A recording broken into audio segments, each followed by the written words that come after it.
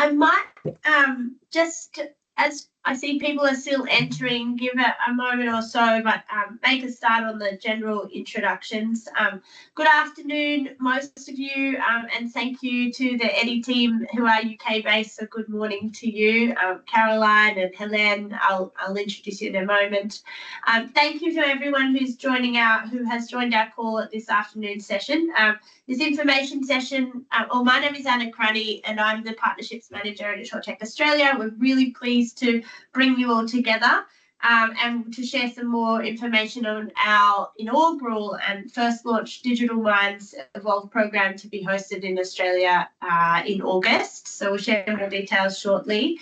I just wanted to acknowledge the traditional, the Aboriginal and Torres Strait Islander people, and I acknowledge that everyone is coming from everywhere, but where I am, the Gadigal people of the Aurora Nation as the traditional custodians of our area, and acknowledge each of your own areas that you're joining from.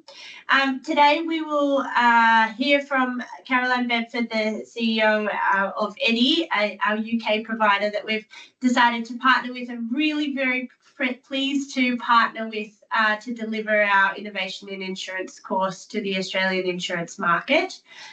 We've been thinking about this for a long while, and the opportunity to further connect our industry. As many of you know, Insurtech Australia and our ecosystem exists to offer that connection, knowledge and understanding across how insurance and technology play an important and vital role. Now, many of you will be coming from larger insurance businesses or tech businesses, and the sort of opportunity to build that cohort and connection across our industry is really great. We'll give an overview of some of the, or a bit of a taster of what you might see to experience in the program, and then also Hélène Stanway will share some details as well around some of those insights and ways and frameworks of learning. So Caroline, I might hand over to you, Caroline Bedford, the CEO of EDII, to take it away in terms of sharing the program, some insights, and also to introduce Hélène as well. Thank you, Caroline. Thank you, and thank you so much, Anna. Thank you, everybody, for joining today. It's an absolute pleasure to meet you. I'm the Chief Executive Officer of EDII. EDII stands for Educate, Develop, Innovate and Inspire. We are always really excited when we get to meet people who are interested in insurance innovation, future focus, the world of emerging technology. So I am looking at you through my screen, very excited that you've been curious enough to join us today. In a moment, I'm going to hand over to Hélène to talk a little bit about what EDII is and who we work with. But just briefly, I will position myself to let you know that I'm an insurance person through and through. Insurance technology, insurance change. I have been in the specialty insurance world for 35 plus years. I have always used technology as a way really to get to the people. I have worked for insurers, I have worked for technology companies, and just coming up to 6 years ago, I created EDII as a way to make sure that people who worked within the sector were geared up and ready to navigate the change that digitization is bringing us. So really excited to bring this to Australia. I'll just hand over to Hélène briefly before I then dip in and tell you a little bit more about what we're planning to do. Thank you, Caroline. Likewise, I echo your sentiment that I'm very, very excited to kind of bring this program and tools and techniques to the Australia market. So my name is Hélène Stanway. Like Caroline, I'm an industry person through and through, 30 years in the industry, covering operations, digital, technology, data. But the point being for both Caroline and myself and the EDII crew is that we have all lived and breathed insurance. We have tried things, we failed things, we know the terminology, we know the words, and we know what position to take and how to kind of develop the skills and solutions, because we've done that in practice. So I'm just going to share my screen, which I'm hoping is here. It is. Let me, big screen.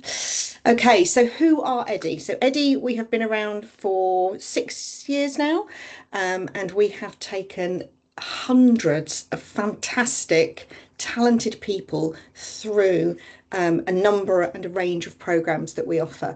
EDII stands for Educate, Develop, Innovate and Inspire. And it's very key that we say those words in that very specific order, because that is exactly what we do. We educate you, but we also develop you, we innovate and we inspire. It's not a generalist training company that we happen to kind of do innovation tools. It is absolutely anchored in the environment in which we all operate, whether you be a broker, whether you're an insurer, whether you're an MGA or even in an Insurtech.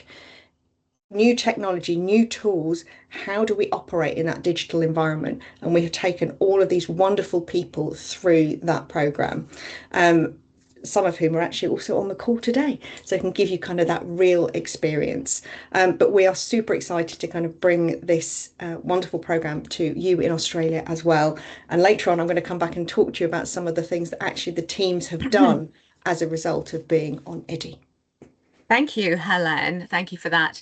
Yeah, and we really hope to be able to extend that wonderful list of organisations even more after working with Insurtech Australia and yourselves. So Anna set us a challenge, which is to bring Digital Minds and EDII to life within 45 minutes. And we went, okay, challenge accepted. And we've tried to condense it. What I'd love for you to do at any point, pop a question in the chat. Feel free to come off mute, because there is a lot that I'd love to share with you. So if you have anything in your mind, then please just make yourself known, and we will be absolutely delighted to answer it. So as Hélène has just shared, we're very fortunate to be staffed with insurance innovation specialists, and we care a lot about what we do. And we've been in your shoes in many cases. I'm going to bring to life today the program that we're starting off with in Australia in August, which is called our Digital Minds Evolve course. That's a 2-day experience where we bring together lots of people from different roles within the insurance community, and we look at the challenges that the Australian industry and the global industry is facing and how we might go about addressing them. I'm going to bring it to life with a little image first before I go into a little bit of detail. So before you all joined, we were smiling because in the UK we run the Evolve course in a Tudor manner. Check out that roof.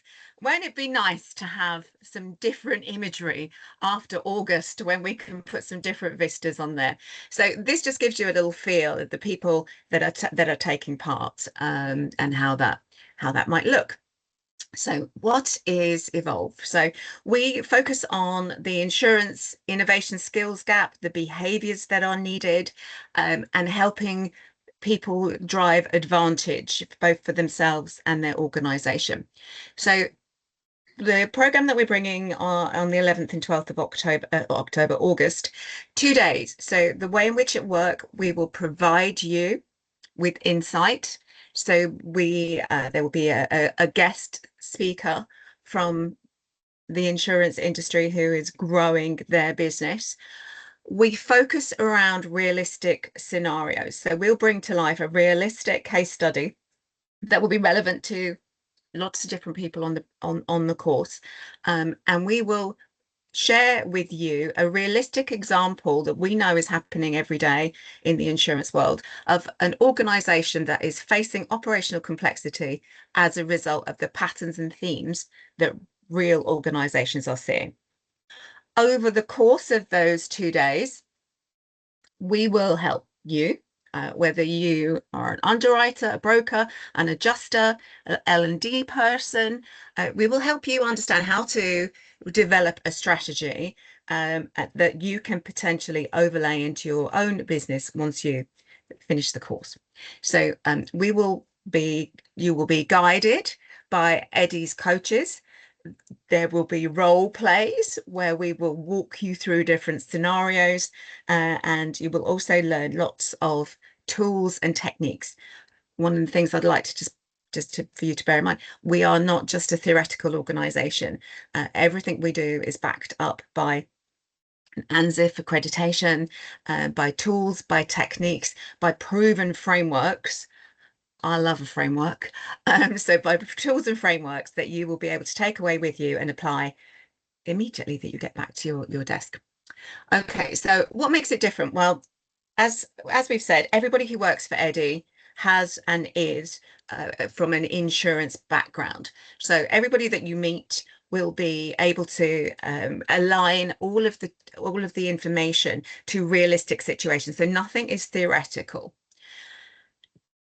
You will also have this opportunity over the 2 days, and this is one of the things that we love to bring to life. We have people shoulder to shoulder. So we will have an underwriter and a broker going, I enter that data, and go, no, I enter that data. We will have an adjuster. We will have people who represent every role, every capability that you might have within your organization. And you get to view the scenarios from their perspectives. So it is a wonderful opportunity to really immerse yourself with people that you might not get the opportunity to be open and exploratory with on a day-to-day basis. Now, I mentioned earlier, throughout my career, I have always used technology as almost a Trojan horse, as a way to really understand people. That's one of the things that EDII particularly does. We are technologists. We're very comfortable with digital transformation, but we recognize that at the center of everything are people, the human-centered skills. So whilst we will be making you feel comfortable with the emerging technology and the technology that's being used in those kind of scenarios, what we will be doing is we'll be providing you with those durable behaviors that will enable you to navigate technology at whatever point that it appears within your organization. So you will absolutely be being faced with technology scenarios, but we will be focusing on those durable behaviors that are going to last. So I mentioned role play. So over the course of the 2 days in August, we will introduce you to a fictitious carrier, a fictitious insurer that works with brokers, that works with insurtechs, that has lots of partners. You will be getting to meet individuals who will play roles within that organization, and they will play them very well, probably because they know them very well. So here's an example of Hélène seated in a room full of people, being no doubt a very tricky group COO. I'm really nice, if you get me. I'm a nice one. Hélène is a difficult one. So across the course of the 2 days, there will be people who have got this knowledge. You'll have the opportunity to practice safely and to be able to learn tools and techniques and to how to get the right insights that you will need to look at an organization that is changing. Hi, Anna. And thanks, Caroline. I have a question around that. It's some of the participants on the call and interested in the program have the technology background, which is awesome, and perhaps are looking to understand better how to navigate the strategy or the prioritization or the ways in which insurance businesses operate. They run a pipeline, manage those kind of competing priorities. In those role play scenarios, will that be explored as well? Yeah, absolutely. So the way in which the case study will work will be exactly that. It will be an example of an insurance organization that has exactly those things, needing to adapt its strategy, needing to understand how the culture might need to change, understand how to prioritize those techniques, understand how to select the right systems, processes, tools in order to achieve its objectives. So wherever you sit within that chain within your organization, there will be many pillars that we will address. Yeah. Can I just quickly build on that? Sorry, I was going to say, please. One of the things I think is quite interesting for tech providers within the wanting to get into the insurance sector, this will be their target market. So they will get that real view of the problems that their target market are facing, and therefore be able to better articulate subsequently how to position their solution to solve the real problems that this case study is bringing, because that case study is very reflective of reality. Yes, it absolutely is. And thanks for the question, Anna. Anybody, if you have any questions at any point, please do raise them. In line with what you just said, so I'm just going to show you an example of a real set of challenges, opportunities, and areas of focus that the previous participants in the program have brought up. I do love, on the right hand side we have the real version, on the left hand side we have a AI neatened version, and in the middle you can see so all participants who've come up on the program, these are the things that the strategy surfaces. So in line with what you've just said, strategy, processes, the case study raises the challenge of data quality, training, technology systems, etc. So we will be surfacing all of those areas, and we will be using our experts to give you guidance on how you might address those within your organization. So I just want to just show you a very brief example of light touch of what we might look at. So I'm going to ask you your kind of questions. Let's imagine for one moment, imagine that you're not attending this webinar, but you have transformed yourself into the innovation strategy team at Kestrel, who is a realistic but fictitious insurance organization. So it's successful specialist insurer. It's profitable, it's well respected, but over the past year it started to notice changes in the way in which its partners are interacting with it. So let's just have a look at this. You're the leadership team, you're the strategy team. Most of your business comes through brokers. Those relationships are everything, they're really important to you. Your competitors are starting to win on speed now, and AI is shaping how that work gets done. So your broker relationships are showing strain. Your leadership team is about to make a significant and expensive decision to address it.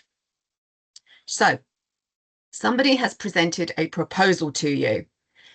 They have asked you to sign off on expenditure.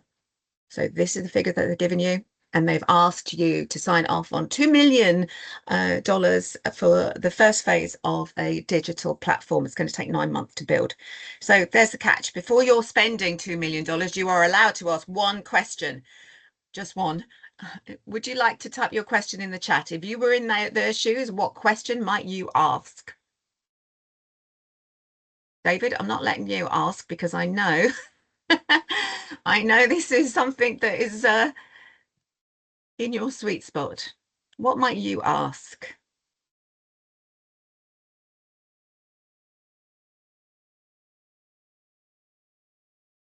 Feel free to type something in the chat. Luke, what would you ask before I give you $2 million?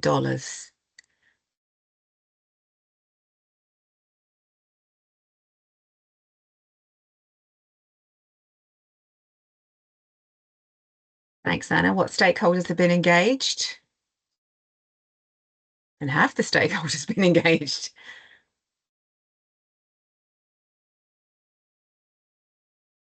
What else might we want to know? Don't be shy, everyone. There's no wrong answer. Lovely. Absolutely. What does success look like? How can we measure it? Exactly, John. If we don't measure it, what measures gets done? Thank you. What else? So how might success look like? What does success? Who have we engaged? As Anna says, there is no wrong answer. There might be some right ones.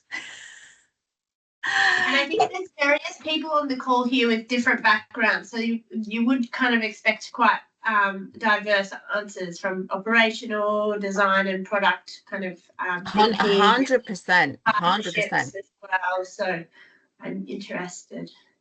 Lovely. So thank you, Simi. Great. You've asked what have we prioritized, and am I authorized to do this? Lovely. Sam, how long might it take to implement? Marvelous. Luke, you've asked a question, great question. What is the problem we are trying to solve? If you were in the room with me now, Luke, I would give you a gold star. What is the problem that we are trying to solve? And that is exactly what we will focus on throughout your Digital Minds course. So all of those questions that you've asked there are absolutely spot on. Those are all questions that we would expect to be able to see. However, the question that Luke has drawn up there, what is the problem we're trying to solve, is exactly why we use some of the tools that we do within EDII, because success in this digitally focused world, it doesn't start with the solution. It starts with understanding what the problem is before we decide how we might go about using it. So in the case of Kestrel, where we decided that a platform was the way in which to move, what we did is three things, what Kestrel did, and this is a real example, in fact. In many ways, the leadership set the team up to solve the wrong problem, the empathy for failure. They did not empathize with their client, with their brokers, to really understand, separate a symptom from a problem. They also made an assumption. They assumed that it was a turnaround time that was causing the brokers to not place as much business with them. And they didn't actually test that. They didn't validate if they were going in the right direction. This is something that lots of organizations do, particularly in insurance. We are set up to be solution orientated.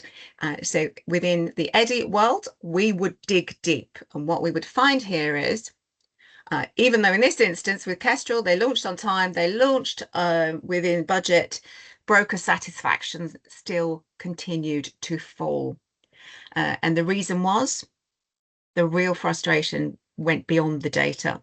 It was never turnaround time. Those brokers felt that the underwriters were being generic, they were processing them, they weren't engaging them, they weren't feeling that they had a true partnership. So even though the metrics look good, even though on paper the outcome was achieved, they were actually addressing the wrong problem. So these are the type of frameworks that can be overlaid over any kind of challenge and opportunity that you might have, and that will allow you and your people within your organization to be structured around how they dig into this information. The framework that we would catch this with is called the Discovery System, EISE. And these are tools that would help us draw out, speak to the broker, understand what their situation really is, identify what those real barriers are, what's really going on here, what's causing these situations. And then what we would do is we would help work with our stakeholder, broker in this instance, to look at what do they really want from us, and then explore if we want more business from you, if we want to continue with our partnership, what's on that pathway, what's that magic wand question look like. So across the 2 days, there will be a series of frameworks that would actually lead to helping develop strategy for you. Hélène, I'd love it if you could give some examples of real life projects that have come up from other Digital Minds courses. I certainly can. So just to build on what Caroline said there, so the flagship program that we have at EDII is significantly longer than the 2 days. It's a 9-month program, and we spend a lot of time with the market colleagues developing not just EISE, but a whole bunch of tools and frameworks. And the key thing is that they work on a real problem, one that they are passionate about, one that they see themselves within their own context and their own environment. And we are always delighted and wowed by what they come up with, because it's just so relevant to them. So I'm going to give you 3 examples. So one project, they called it Helpy. So the problem they were trying to solve here was, how do you actually manage innovation within an organisation? Somebody over here in ops has a fantastic idea, somebody in underwriting, somebody in finance. How do we not kind of duplicate? How do we know what other people are doing? And when they've done something, oh my God, that's great, I could use that as well. So it was a real tool that they developed. They created a prototype that enabled an organisation to log, share and work on ideas collectively all the way through to execution with dashboards and metrics. So a fantastic tool that is actually being taken forward by a particular organisation in the London market to make it happen beyond the prototype. We then had Ensure Change. Now this, I personally know I have experienced absolutely in large organisations, small organisations. How do you actually measure whether change, technology implementation has been successful and whether people have engaged with the change? What's my favourite mantra, Caroline? Adoption, not engagement. No, we do not have a technology problem, we have an adoption problem. So in this instance, this is all about actually how do you adopt change, but how do you make sure that that change is deeply taken on board and actually people change behaviour. Again, prototype with screens, different roles so that people and managers can assess that change. And then we have claims agents. So the buzz on the street is agentic AI. Everybody seems to be doing it. Are they doing it well? What are they doing it? How are they using it? But the team actually created a real agent prototype again, which I'm going to play you in a moment. But they developed this, as I say, over the course of their time because they felt that this was a real problem that they needed to solve. So bear with me whilst I just change screens, which I had prepared earlier, but now I can't find. Which I know why. That's all right. Just take your time. Bear with me. There we go. What you will notice is that Hélène has a kind of theme tune that runs behind her. A little muzak going on. Right. Oh, hold on a minute. Let me just see if I've just shared with sound, include sound. There we go. So you should be able to see that. Let me just play it and I will make it full screen. So yes, there you go, like my little narrative. Thank you for clearing our security questions, James. I'm really sorry to hear about the incident, and I understand how stressful this must be given the timing. I'll focus on two things during this call. First, helping you stay operational for tomorrow, and second, gathering the information we need to progress the claim smoothly. Let's start with the immediate priority. I've reviewed your policy, and I can confirm you are insured for emergency hire of replacement equipment following a covered loss. That's a huge relief. I honestly wasn't aware that hiring replacement equipment was covered. Absolutely, and you're doing the right thing by calling straight away. Please go ahead and arrange the hire of the required equipment for tomorrow. Once confirmed, I'll just need a copy of the hire receipt showing the cost and supplier details. For reference, could you tell me roughly what the hire cost is expected to be? Yes, we've already spoken to a supplier in Madrid. The hire cost will be €4,750. That's perfect, thank you. Once you receive the receipt, please upload it via your app and it will automatically tag to this claim. When you're ready, I'll also need to understand the circumstances of the loss in a bit more detail. Could you explain what happened, please? To be honest, the full details are better coming from my colleague Juan. He was coordinating the transport and is based in Barcelona. I think it would be best if you spoke with him directly though. He doesn't speak English fluently. Would I need to help translate? No hay problema. Soy un agente de inteligencia artificial multilingüe y puedo comunicarme con Juan en español con fluidez, así que no es necesario que estés presente. That's brilliant. In that case, I'll let Juan know to contact you as soon as possible. Perfect. I'm available 24/7, so whenever Juan is ready, I'll take the call and gather the full incident details directly from him. You'll be able to track the claim progress, upload documents, and see the next actions required to resolve the claim on your app. That all sounds great, Cleo. Thanks for making this so straightforward. It's taken a lot of pressure off. You're very welcome, James. I'm glad I could help. Speak soon. Speak soon. Agents. There we go.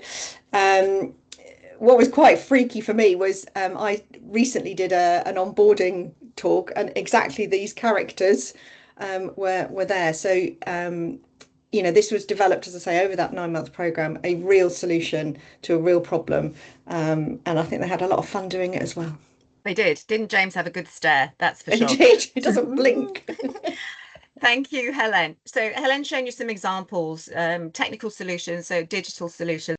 Throughout the 2-day course, we will be sharing with you things about agentic AI, things about digitization, etc., and helping you, for those of you who need to understand a little bit more about those, we'll bring those to life for you. For those of you who have got that kind of knowledge already, we'll be looking at the organizational problem and the strategy, being able to evaluate the strategic need to bring those things to life. And maybe we will see Cal and Cleo and James. So what do we have, Eddie, as our kind of foundation? So design thinking is what we will be using throughout the 2 days, but design thinking taken from an insurance background. And what we've just experienced there, they weren't necessarily technological problems. They were capability challenges. They were people operating on assumptions rather than eliciting insight. So that's why, Eddie, we've developed a set of behaviors that we call the digital mindset. These are really important, and these underpin the programs that we offer. So when people hear digital mindset, they often assume it means becoming more technical. It doesn't. AI is going to continue to evolve.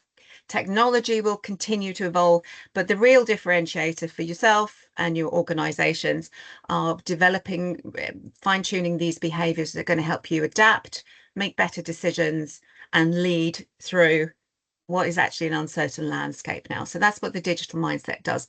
I like to think of it in 3 ways.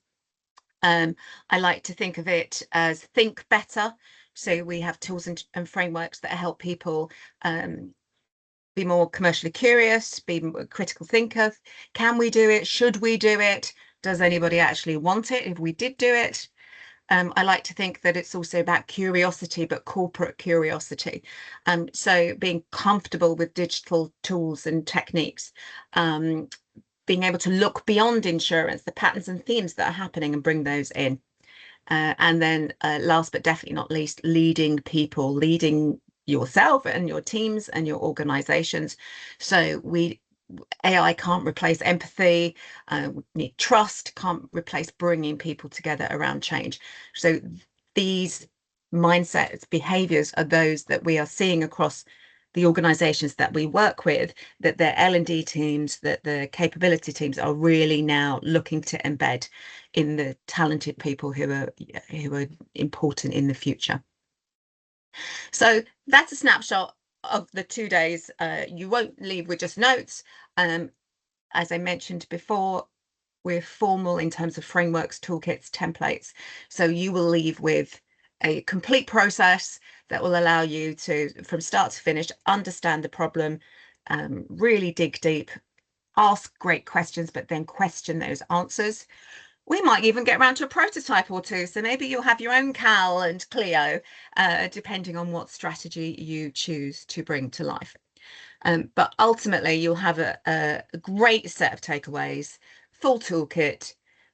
Now, what we haven't mentioned yet is the peer network. So in terms of what happens next, Digital Minds becomes a community.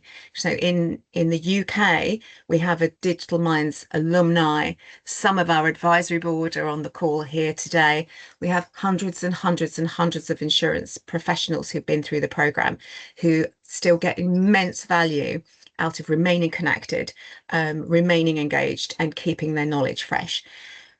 The people who come on the first Digital Minds Evolve course will get to be the founders of that Australian community. So founding that community, building that peer network, and having the opportunity to help shape what comes next. I'm going to open up for some questions. I'm sure you're all super tempted. Where to book, Caroline? That's the question that you're going to ask, I'm sure. Excuse me. What else might I be able to share with you? Thanks, Caroline. Does anyone have any questions? It was a good overview and just a little bit of a taster. Just sing out or raise your hand if we have a few. No, I haven't got any questions. That was very informative for me. Thank you. Thank you, Luke. Thanks, Luke. And I can see from your operational background, it's good to sort of have a scope of, the business and how that works, because you're obviously touching so many different facets of the business for delivery and working with multiple insurers. So interesting to see. Caroline, one question from me. We often see that people really are looking for mentors, but don't often tend to seek those out quite outwardly. What's the next step for the journey of this program, and how does that look? So in terms of excuse me, so the 2-day that we're starting off with in Sydney, that is designed for people who have got level of influence. They want to really fine-tune their capabilities. The next stage we have an embed program. Hélène alluded to that. That runs over 9 months. That is a very deep dive into insurance innovation and design thinking. And we also have versions for early careers, which is becoming even more important. I've got David Lilienthal on the call. David, I'm just going to put you on the spot for one moment. You were a Digital Minds member way back when, and you are now chair of our advisory board from your senior role in Hiscox. What do you feel is valuable about the programme? Hi everyone. It's interesting for me. I'm not an alumnus myself, but I know Carolyn from just before she started Digital Minds and just had the idea, I think, the germ of the idea. So it's really exciting for me to see the organization go from success to success, and especially the growth of this year. I recently joined Hiscox after many years in a reinsurance company, so I took the opportunity to send 2 of my product owners that I'd hired into my Hiscox role. I obviously had the inside word from Caroline as to how they were doing over the 9-month embed course. But for me, it was like excellent validation just to see how much they grew in that product ownership role.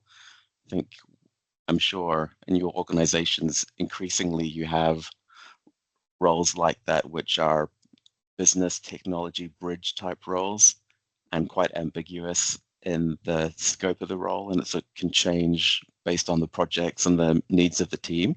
So I think having the skill set that you can draw on and the frameworks that you can draw on to be quite flexible and sort of respond to different stakeholders, to different project needs. That sounds quite theoretical, but seeing it in my team, especially thinking of one person in one particular project and quite a challenging environment that they're working in, has been a great validation for me of the course material. Thank you, David. It's been a pleasure to have them. If we've just got a couple of minutes before the webinar completes, what I would love to just ask, if you don't mind popping in the chat, if you feel free, if I was to put you on the spot and say, what one challenge would you like to address within your organisation or your role, what would it be? I'd expect them to be very different, potentially, but if you had to pick one challenge, one problem, one opportunity that is a sticking point for you right now, what might it be?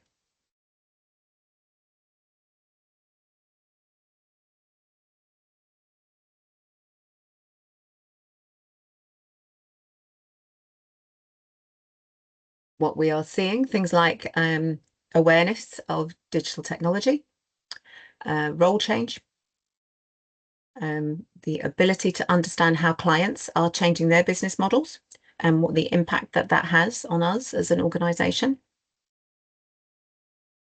All of these things we are finding in our Digital Minds client base, and we are working with them to give them the tools, frameworks and techniques to be able to successfully navigate.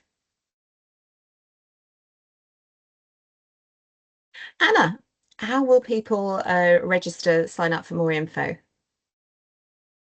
And so we've got a registration page that is now live. So we will, after this call, we'll share the details for the course and the information for the 2-day course, and you can sign up directly there. If you've got further questions, please reach out to myself or Carolyn Johnson in our team. The best email address for that, let's just manage that from hello insurtechaustralia.org. The details will be in the email that you received earlier for this information session, also via our website. And I'll just pop the link in the chat anyway, but we'll be sending comms and a copy of the details and the webinar after this. And for anyone who's joined the call on behalf of their organisation or from a learning and development background and wants to know more, please get in touch. And I'll also mention that Caroline will be out in Australia the week prior to the course as well, and Hélène around the course. But if there's an opportunity and you wish to meet, please get in touch and we'll arrange that with some sort of availability. Or, of course, you know, having a conversation prior to that is available too. But yeah, it's always nice to meet in person or to understanding how that course could be delivered within your organisation. I know that we are considering doing bespoke courses as well, you know, if you've got a decent cohort of those too. Thank you, Anna. I really hope to see some of you in August in person. It really is a very immersive, engaging opportunity. You will learn a lot, you will meet a lot of great people, and you will go away with capabilities that wherever you're starting from will really stand you in good stead for this digitally driven future. So thanks for your time today. Hope to see some of you again soon. And as Anna said, if you would like anything, please get in touch. We're always happy to help. Thank you very much. Thank you, Hélène. Thank you, David. And thanks to the team. Look forward to hearing from you. Thanks all. Bye. Enjoy Bye. the rest of your day. Thank you. Thank Bye-bye. you. Bye.